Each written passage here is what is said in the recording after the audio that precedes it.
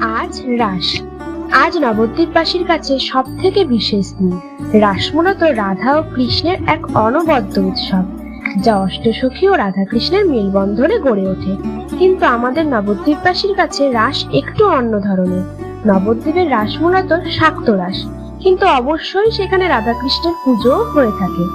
এ থেকে বোঝা যায় নবদ্বীপের রাস শাক্ত ও বৈষ্ণবের মিলন উৎসব। নবদ্বীপের রাস মূলত রাজা কৃষ্ণচন্দ্রের আদেশে শুরু হয়। রাসের মূল দেবী মূর্তি বলে কিছুই নেই। নানা স্থানে নানা দেবদেবীর পূজা হয়ে থাকে। মূলত মনে করা হয় যে বৃন্দাবনে মহাদেবের দ্বারা যে রাসভঙ্গ হয়েছিল, সেই রাস পরবর্তীতে এই নবদ্বীপের রাসযাত্রায় নারী পুরুষ অবিলম্বে সকল দেবদেবীরা অংশগ্রহণ নিতে পেরেছিলেন। এছাড়াও পৌরাণিক অনেক কাহিনী রয়েছে। আজ যেহেতু রাস, তাই ঘরে আমার রাধা মাধবের পুজো সম্পূর্ণ করে নিলাম। রাধে রাধে।